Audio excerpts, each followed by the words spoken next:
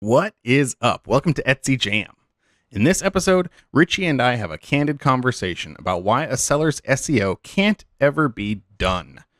If you've been in the habit of practicing set it and forget it SEO, you may want to stick around and rethink your strategy. What is up? Welcome to Etsy Jam, the podcast where we have spooky conversations about serious topics. I am Gordon from Marmalead. And I am Richie from Marmalead. And if you have an Etsy shop, but you don't know what Marmalead is, well, you got to go check out Marmalead at marmalead.com. And that is MARMALEAD.com. And it is the best Etsy SEO and market research product for serious sellers. Okay, so if you're a serious seller, go check it out. If you're not, don't bother. Don't go there. Not for you. Also, Marmalead is what allows Gordon and I to do Etsy Jams because we do Marmalead full-time, which means you have a team dedicated right to you. All right, Gordon, why are we having a spooky conversation in July? We are having a spooky podcast today because it is Halloween in July. Why is it Halloween in July, Gordon? Isn't it normally Christmas in July? It is, and we thought that's not cool. Why does Christmas get to come twice a year and Halloween is only once? Yes, and everyone's doing a Christmas in July, so why not be a little bit different? Yeah, and it's never too early to prep for Halloween. Is that true? That's probably false. It probably is sometimes too early to prep for Halloween, but it doesn't hurt to keep it in the back of your mind. No, so I guess real story why it's a spooky podcast is it's raining like crazy here, and I am not in my usual location. And my background was really dark, so we switched to black and white instead of color for the video. And it's kind of, we thought it looked a little bit like a horror movie, which made us think of Halloween. And we thought we'd change it to Halloween in July, which actually kind of like fits what we want to talk about today. Yes. So it might be, for real. And it might be too early for the end consumer to be prepping for Halloween. But if you start thinking about upstream, before something hits the store shelf, somebody has to go get that stuff ready way ahead of time, right? Yeah. So the person who handles it before the end consumer has to be thinking about, it well before the person who's walking in the store and says, oh my gosh, Halloween's already here. You got to be kidding me. Or any other holiday for that matter. And before that person, there's another person all the way up the line. I mean, think about when they have to start making stuff in mass quantities. And one of the things we were talking about are content. So magazines, websites, all the different stuff. Anyone who's going to be doing content pieces on a holiday like Christmas or Halloween or any of that stuff, they're going to be looking for products and shops and stuff like that to feature well ahead of when anyone's actually going to read them. They're going to get that stuff all put together and they have a production schedule. So, realistically, for Halloween, someone upstream is definitely thinking about Halloween come July. Yeah. And you've got to think about that too. So we're helping. Unless you're just thinking, so we're helping. It's all tied together. Yeah, I mean, think about it. So Etsy sends out newsletters, like 3-4 weeks probably ahead of time with things that are themed, whether it's 4th of July stuff or Halloween stuff or Mother's Day, Father's Day.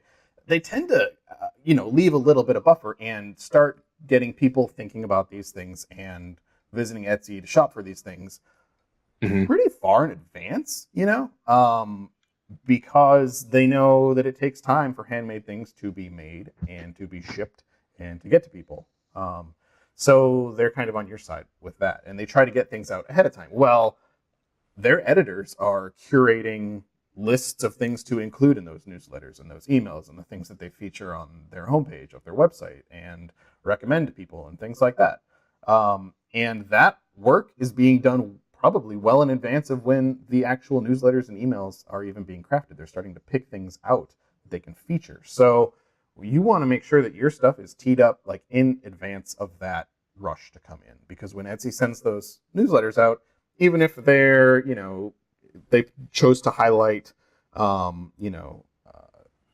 handmade stocking holders or something like that, and you're not selling handmade stocking holders, they're still getting people thinking about Christmas. And when they show up to Etsy, that's what they're going to be searching for is their Christmas needs. And so if your things are already set up for that, whether it's Christmas, Halloween, 4th of July, whatever holiday, you kind of want to make sure that you're already set up by the time people actually start searching, which is like the whole way SEO works. So, yep. You want to know how to get featured somewhere? Plan ahead. Be there. A lot of times it's about showing up. True story. So that's really what we want to talk about today is the idea. It's kind of a PSA, really, episode today, is that just a friendly reminder that your SEO is never really done. There's things to be doing with your SEO throughout the year. And then when the next year starts, you kind of keep going. And there's a handful of reasons for this. So the one that Richie just mentioned that we talked about was, staying ahead of holidays and seasonality and things like that. Another reason why your SEO is never done is because there are things that come in and out of fashion. Things that get to be crazes, things get to be popular for a little bit, and then they're like, nobody cares about them anymore. Like fidget spinners? Like fidget spinners. That's exactly what I was thinking when I was saying that. And it's funny, man, because I know we talked about me wanting to get a fidget spinner, and I feel like every store that I have gone into since you and I talked about that, I have seen them like right up at the counter, like in the little box, and it's like tempting me, like, hey, buy a little fidget. You said you wanted a fidget spinner. It's like up here. You know what I mean? Kind of like the internet in real life. Every store I go to. Every time I think about it, it lasts for like 5 seconds and I get distracted. So, yeah. Does that mean I need one? I don't know. I don't know, man. I don't know. It still sounds super boring. I know it's an extension of the last thing, but fidget spinners still sound extremely boring to me. I'll let you know. I'm gonna do all the research and figure it out and get one and let you know what the deal is with fidget spinners. Okay. But yes, exactly like fidget spinners. This is something they're all over the place. People are talking about them. You've probably seen them on your local news channel. I mean, it's everywhere. And I don't expect that they're going to be around next year around this time. I don't know how long the bubble's going to last for these things, but I would be willing to bet this isn't a long-term thing, right? Think back to like mood rings in the 80s and stuff like that. Those things were sweet for like a couple years. And then you didn't really see them anywhere anymore, unfortunately. Don't they still have mood rings? Oh, they still exist, but it's not as popular, right? Your engagement score for mood ring search isn't probably going to be as high in 2017 as it would have been in 1986. I got it. It's not quite the grocery store right now. They still have them. You still make them, but it's not the thing they put at the grocery store. Got it. Yeah. Or like Furbies. Ooh, yeah, that's a good example. Yeah. Pet Rock. Pet Rock. Well, what do you mean? What's wrong with Pet Rocks? Nothing. You just don't see them at the grocery store very often. No, you don't. And then I remember what those things were with the hair, the grass hair. Oh, Chia Pets. Chia Pet, that's right. Yes. Yeah. They still make those. Like they still make new ones off of like recent celebrities and stuff. Yeah. Yeah. Huh. Did not know that. But I don't think that they're not being swooped up in the fervor that they once were when they first were released. I don't even know what the first Chia Pet was. Was it like the little pig, the sheep thing? Was it like a little sheep? I don't know what the first one was, but that sounds familiar. Yeah. I think that's the one I remember seeing as a kid, but I'm not sure if that was the first. Yeah. So how do those things fit you, right? Any one of these given things might not completely pertain to you. If you make humorous t-shirts, cards, mugs, things like that, references to popular culture and things like Furbies, fidget spinners, mood rings, stuff like that, you can definitely capitalize on those sorts of trends, right? When everyone's talking about this and people want, something clever to share or say about these things, you can definitely take advantage of that. Now, examples of that. Yeah. Do you have, you have some, right? You weren't asking me for examples? Oh, it depends. Depends how you'd receive that. Yeah, I received it as you had some examples to share. Well, I would say on Facebook, but I know you haven't seen Facebook, so I'll inform you. Like fidget spinners, for example, on Facebook, I can't tell you how many memes I've seen of like I had a fidget spinner and like they have a picture of like a weed whacker or something like that, you know, and just like or like different equipment and stuff like that, or a hammer. Like here is my fidget spinner, it's a hammer, just things like that. So I mean, all of this stuff, you can see people are engaging with it and they think it's funny. Those are all opportunities for coffee mugs, T-shirts, like whatever your medium is. Yeah. If you do something funny, like that's an opportunity. Because a big part of, like you said, like when there's a trend in pop culture, there's always a way to like, you know, make it funny or just even reference. A lot of it's like in support of, right? I realize this might be a bad example because you really shouldn't be like taking the Breaking Bad stuff, but geez, Breaking Bad had all sorts of crazy stuff all over like the handmade world, as far as like cutting boards and all sorts of other stuff, T-shirts, right? Like that stuff everywhere. I'm seeing people wear that type of stuff. Not right now, but during the time. Right now, I'm not sure if it's that popular. And like with the Breaking Bad stuff, for example, copyright. You know, you can't jock off copyright stuff like Richie's saying. There's ways to incorporate it though. Like with Breaking Bad, Heisenberg was a popular name in the series. That's an actual scientist dude, right? Like you can reference Heisenberg, and there's no problem at all with referencing Heisenberg in anything that you're doing. So there's ways to like reference things without necessarily copyright infringement. You know, you just gotta be like creative. Yes. Which I think most of our listeners are creative. I think I would agree. So even outside of products that come and go, there's words in our culture, terminology, ways of describing things that kind of get to be popular and then aren't so popular anymore and stuff like that. And if you have your listings set up, where you just kind of do your SEO once and then you let it sit for like 5 years or whatever, you don't really mess with your keywords, or even a couple years, because some of these things can kind of come and go really quickly and you totally miss them, then you're missing a big opportunity to take advantage of some of these new ways of describing things that you already have put together and that you're already offering to people, and that people are, if it's a trending word, people are probably typing it into search to find things for that. And you really want to make sure you're showing up for those things. And that's one of the other reasons why your SEO isn't done, is because you need to make sure you're on top of these popular terms and that you're always attacking, the most popular ways of people searching for your listings that you have. And always expanding, even beyond what you currently have.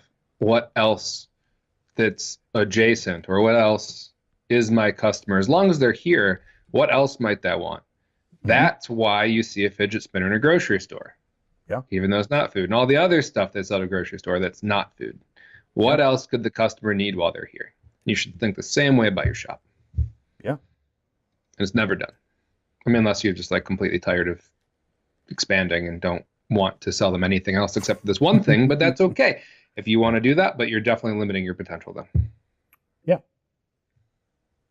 And as long as you know that and you're okay with that, and then our job is done. That's right. Yeah. Yep. Can stop now then. Yeah. But for everyone else, we got some more reasons why your Etsy SEO is never done. Yeah. Let's see. All right. So another reason that your SEO isn't done is kind of what Richie was just saying about having a good understanding of your customer. And, no matter what you're selling, no matter what you're listing and what your keywords are, there is probably almost always room to niche down and have a better understanding of your customers, what their needs are, and how you can get really, really specific with the keywords that you're targeting to make sure that you are attracting the type of customer that you're looking for and who's interested in the sorts of listings that you have in your shop, right? So along the same lines as Richie's saying, expand your keywords, and find other keywords. This is a great way of doing that, is to try to niche down and get more specific with things. Now, when you find more specific keywords, they might not have as high engagement as, some of the bigger, more generic keywords, but you're also competing with less sellers. So that's kind of the balance that you want to strike when you do that. and you try to find keywords that are less competition, more niche, right? Like not as many people there, but still with reasonably high engagement that sellers are actually shopping for.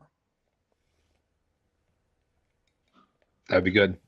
Yeah. Also, keep in mind that you might get less people, but they are further into the process. They're looking for something more specific. So you might not need as many of them, shouldn't need as many of them to make a sale. So whereas a broad keyword, let's just say for simplicity, you need 100 views for every sale. When you get really specific, let's say it's 25. You need 25 of the people that search this to make a sale. So all of a sudden, I need only a quarter of them. Yeah. And they're people that have done their homework and know what they want. Yeah, that's a fantastic point. And I kind of want to circle back to that, but to interject real quick, one of the people we talked with in the past, Joanna, she helps people with SEO quite frequently.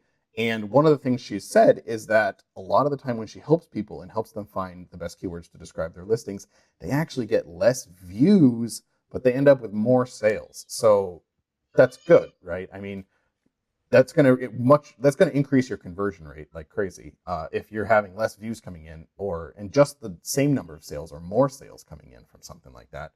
Etsy's going to prefer that because they know you're targeting keywords that people are, engaging with, and they're really interested in your products. And so the way they view your shop is going to have a positive impact on that as well. And the kind of what Richie was getting into back before is a little bit about, the sales funnel and saying that, when people start searching for something, and it doesn't always work this way, but it's kind of a good understanding of things, is that they'll start with something super generic. Example, my buddy Alex was looking for a gift for his wife, Sarah, and he was kind enough to let me watch him search on Etsy so I could kind of see like how shopper engagement was. I know how I shop, but I was interested in seeing how he was shopping. And he started his searches really, really broad. So I think it was like, handmade gifts or something like that, because he didn't even really know where to start. And then he started seeing things pop up, and he's like, oh, like homemade soap, handmade soap, like that's pretty cool. Sarah might be kind of into that. So then he started doing searches for handmade soaps and trying to, find some things for that. And he realized there's so many different kinds and stuff like that he realizes, oh my gosh, like I don't even know what like scents or aromas or whatever that she's really gonna be into. So I kind of want to make sure I get like a variety pack, like if anyone's selling a variety pack. So then he was adding that to his search. So now he's searching for like handmade soap variety pack or something like that. And as he's going with his searches that he's doing, he's getting more and more and more specific, which is kind of exactly moving down that the shopper process of, window shopper. Now I'm in the store. Now I'm looking at this shelf. Now I've found like 2 things and I'm deciding which one I like better. So where do you get the idea of variety pack? I think it was just because of the sheer number of possibilities that he found when he was shopping. So like, because there was like lavender soap, and there was like coconut soap, there was oatmeal soap, and he's like, oh boy, like I know my wife pretty well, but I guess I don't know her well enough to know exactly like what kind of soap that she would really be into. So if I get her a variety pack and then she finds like out of the 6 different bars, there's a couple that she really likes, well then, we can come back and order more of like that kind of soap. And we're kind of conditioned by other places we go, right? That you see things like that in the grocery store. You see, hey, there's a variety pack. Why choose just one? You see that with soaps. You see that with chips. You see that with like all sorts of stuff. So it's kind of interesting how you can if you see something else like at the grocery store, you can take something as simple as like, hey, look, I can buy this in a variety pack. Does the thing I sell, does that lend itself to some sort of a bundle or a variety pack? Right? If you're seeing it work at scale like that, there's a good chance you can take ideas like that and use them for yourself, because the masses are already being conditioned to know that's a possibility. Yep. So if you want to get kind of a cue on buyer behavior, see what they're being conditioned. See the places they go. Most people go to the grocery store. So think about the places they go. How are they being sold to there? What are they expecting to see offering-wise? This is true. Yeah, I mean, that's a good tip. You should always be observing what's going on around you and trying as best you can to relate it back to your business, your shop, and how you can use those same techniques and strategies and stuff like that to help your own success. Yeah. But yeah, I think that's it, man. All right. Unless you had something else. Nope. Not that I can think of. All right. Well, if we do, we'll just tack it on at the end, like a little like burn. That's true. Yeah, if I think of anything. Yeah. Yeah. So either at the end of these, there'll be like nothing, like kind of now where we kind of like get off topic and have the fun part of the conversation, right? About like random things. Or they'll be like super, really good, interesting nuggets that were so good that we had to cut them out and put them at the end. There you go. And you never know. You never know. We'll find out. We'll find out. Maybe there'll be a little nugget. I don't know. Could be. Could be. Maybe not. Maybe not. On that note, it's called variable reward. Yeah, there you go. We'll have to point it out when we do it. Yeah. Well, I mean, we are doing it. Whether or not we put something there, it's part of variable reward. Seed. Sometimes there is, sometimes there's not. You never quite know. Yeah. Only one way to find out, though. Right? Yeah. Only one way. There is only one way. Yeah. Right. That's the email Kevs. That's right. Kevin@marmalead.com. So, on that note, we will see you guys next time on Etsy Jam.